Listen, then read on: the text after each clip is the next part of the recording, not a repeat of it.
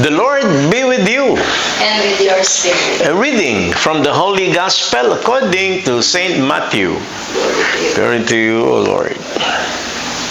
The reading is taken from the book of Saint Matthew, chapter 16, verses 21 to 28. From that time on, Jesus began to explain to his disciples that he must go to Jerusalem and suffer many things at the hands of the elders, the chief priests, and the teachers of the law, and that he must be killed and on the third day be raised to life. Peter took him aside and began to rebuke him. "Never, Lord, this shall never happen to you." Jesus turned and said to Peter, "Get behind me, Satan. You are a stumbling block to me. You do not have in mind the concerns of God, but merely human concerns." Then Jesus said to his disciples, "Whoever wants to be my disciple must deny themselves, take up their cross, and follow me. For whoever wants to save their life will lose it. But whoever loses their life for me will find it. What good will it be for someone to gain the whole world, yet forfeit their soul? Or what can anyone give in exchange for their soul? For the Son of Man is going to come in his Father's glory with his angels, and then he will reward each person according to what they have done. Truly, I tell you, some who are standing here will not taste death before they see the Son of Man coming in his kingdom." Sisters and brothers, the Gospel of the Lord. Hallelujah. Magandang Sunday po to everyone.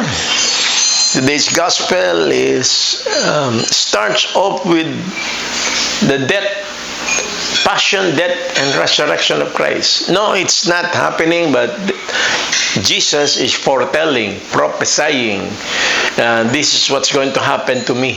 He knew all along that the end of his ministry must be in the offering of his life. There is no other way. There must be a perfect offering. Before Jesus came, people need to make offerings of animals, kills animals, and make offerings like doves and goats and sheep and so on. And then Jesus came. He did not reject all of those things, but he fulfilled it with a perfect offering. And that perfect offering is he himself. In our life, there is also such an offering. What? Of yourself in myself. I remember David when he had this repentance prayer in Isaiah 51 verse 17, when he had this repentance prayer, when he said, "You will not despise my brokenness." No? In the exact words, David said, "My offering is my broken spirit." You see, the offering is the weakness, the sins, shall we say, the animal. No? An offering is an animal. David knew that he has gone down to the level of an animal. And that animal in him was going to be his offering. And he was petitioning the Lord. He was pleading to the Lord to please accept me as the offering. You will not despise me, Lord. David was saying that. No, I'm giving myself as my broken spirit, my brokenness. Can I make this an offering? Can I give myself that brokenness of me to be the offering? that let that human nature in me die, that animal in me die. I think this is what the Holy Spirit has given us as a power. What kind of a power? A power to yield, the power to surrender. You need the power to do that. I think nobody will say, or I think everybody knows that this requires power, the power to surrender, to die to yourself, to forget yourself. Jesus said, if you want to follow me, you have to deny yourself, pick up your cross, and follow me. Hallelujah. Sometimes you're so afraid of pursuing those words of Jesus to become a follower. Number one is deny yourself. Yeah, I know at the onset, this looks very difficult. How can you deny yourself? How can you forget yourself? How can you set aside yourself and only think about what God wants? It's not easy. So you need courage. You need power. Hallelujah. To what? To surrender, to yield, and to be nailed on the cross. Pick up your cross. I'm not saying that we're going to be nailed on the cross. There's going to be pain. There's going to be violence in our death. No. To pick up your cross is simply acknowledging the power of the cross of Jesus. In the cross of Jesus, He converted all sufferings and pains and even death into life. Tayo po, we have sufferings. We have problems. Surrender that. Embrace it. Embrace the pain. You cannot avoid it anyway. What do? Be resentful? Complain? Hallelujah. Resist? Reject? No, we've been through that, and these things do not work. It brings us only into what? Anger and even hatred and, hallelujah, confusion and resentment. What Jesus is telling us today is you can yield. You can surrender that. Your entire life. What is your entire life and my entire life? A life of sin, of weakness, brokenness. Remember, we inherited sin from our forefathers. We are broken. It has been transferred to us. Adultery has been transferred to you and me. Hatred, anger, greed, what else? Envy, all of these things have been transferred to us. We didn't have a fighting chance. There is no way we can escape from these sins that has been transferred to us. But you can yield. You can surrender. You can bring your life into the hands of God. And yes, let the Lord take that life, that brokenness, that broken life, die so that Jesus will live. And hallelujah. And so in today's gospel, that's what he's telling him. And then it is kind of perturbing. Let me use another word, not perturb. It's kind of, sometimes we cannot comprehend. Why is it that when Jesus had to die, he had to die in the hands of elders, chief priests, teachers of the law? These are the people who will kill him. Hallelujah. This is a good reminder for us, you and me. There is a priest in you and me. It's a part of our Christian life when we were baptized. There is a part of you, a part of me that is priestly. We will have that mission to be a priest to others. And in this today, Jesus is telling you and me that part of you, that priestly part of you, can be the one that will kill Jesus. How is this? Well, if we practice self-righteousness, if we condemn others, hallelujah. If you start to believe that you're better than others, isn't that what is destroying many families today? Hallelujah. That priestly mission of your Christian life is not working. Instead, you condemn them. We condemn others. We find fault, failures. Hallelujah. Many times we are tempted to do that. Criticize members of our family. Condemn, even condemn.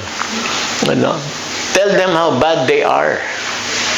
And then you compare it to yourself and you start saying, I'm better than others. That kills Jesus in you and in me. That kills Jesus in the family. How will they see Jesus if there is no compassion in you and me? If we cannot understand their weaknesses. Now, of course, this is difficult because you have your own weakness. But that's a reason why you need to yield to the Holy Spirit. You need to the Holy Spirit. When you start repenting, hallelujah, repentance will always be part of the picture. It cannot be otherwise. When we start having a repentant life, it is an acknowledgement of our sinfulness. It is a way of seeing, opening our eyes and seeing what's wrong with you and me. When you start having that realization and you surrender it to the Lord, what is that? That is repentance. An acknowledgement of the weakness, an acknowledgement of your failures, and then saying sorry for that. Then that will develop what? Compassion for those who are as weak as you are. Hallelujah. We cannot entertain a level that we are better than them, higher than them. No. We must look at ourselves the way Jesus looked at us. And how does Jesus look at you and me? Sinners that needs a Savior. Not condemnation. No, not putting you down, because putting you down will deny the fact that you are a son and daughter of God. Remember this. Remember the prayer of David of repentance. When he repented, he said, create in me a new heart, Lord. He was asking for a new heart, but he was not saying, I am good for nothing. I do not deserve forgiveness. No. He was not entertaining that. David was not entertaining that he does not deserve forgiveness. He does not, his repentance prayer will not be listened to or received by God. No, he was not entertaining that. In fact, the confidence of David was believing that God is compassionate. God is forgiving. God will not reject him. In the verse 17 of Isaiah 51, verse 17, he even said, you will not despise me. Oh my God, what a confidence. This is David. Wala pa si Jesus. But already David was being inspired by the Holy Spirit to realize that, hey, this God will not despise you and me. And so, let us avoid that. The first part of the reading we took up is that it is the elders, the priests, and the teachers of the law who will kill Jesus. So when we start entertaining that we're better than others, you will not escape from a desire to judge others. Whenever we had conversations with people and have stories with them, comments. It is. I know that this is fun. I was into that life before, to criticize others, to show the weakness of others, to show how bad people are, the evil in politicians and all that. It's so nice to talk about it, and it makes you elevate yourself. We didn't realize that you cannot have salvation if you elevate yourself. How do you have salvation? You must decrease so that Jesus will increase. My dear brothers and sisters, I want to end with what the Lord was saying here. Whoever loses his life for me will find it. Whoever wants to save their life will lose it. But whoever loses their life for me will find it. You see, hallelujah, in this life, in this world, there is always one goal. And that is what? to put up your life, to receive, to obtain your dreams, ambitions, and plans. Brothers and sisters, this is not wrong. This is not bad. For all you know, our inspirations, our ambitions, our future, are inspired by the Holy Spirit. But when you are inspired by the Holy Spirit to have an ambition, to have a plan, hallelujah, that's not wrong. And then let me just say it again. This could be coming from God. But because it comes from God, there is one thing that we need. Deny yourself. Pick up your cross. What do you mean by that? I have plans, I have ambitions, I have. But surrender it. Surrender it into the hands of God. Let the plan of God overturn your plan. Hallelujah. This is very clear in the Lord's Prayer. Thy kingdom come, thy will be done. And so let me just say it again. It is not wrong to have ambitions, to have plans. It's not wrong to prepare for your future. Do it by your own strength. But do not forget the strength that you have. Intellect, body, material, all of this come from God. Hallelujah. Okay, you may acknowledge that this is your talent, this is your strength, this is what you know, this is your character, this is your virtue, but all those good things, all good things come from God. Therefore, to make it perfect, surrender it. Yield it to the Lord. Let the Lord take over and take control. When Jesus said, you want to follow me, deny yourself, parang hirap. It seems to be very difficult to deny yourself. But in reality, in practicality, in common sense, deny yourself is simply saying, there's nothing you need to do. There's nothing you can do. So if you deny yourself, the only you need to do is have the courage to what? To yield, to surrender. Lord, take over. Panginoon, take over. I am yours. Hallelujah. I belong to you. I surrender. I yield. I trust you. I love you, Lord. Hallelujah. So, my dear brothers and sisters, what do we need to learn today? What? Only God is good. If there is something good in you and me, do not be proud of it. That is the presence of God in you. So do not allow that goodness in you tempt you to judge others, criticize others, and make you feel better than others. Hallelujah. Brothers and sisters, we love one another. God bless po. Hallelujah.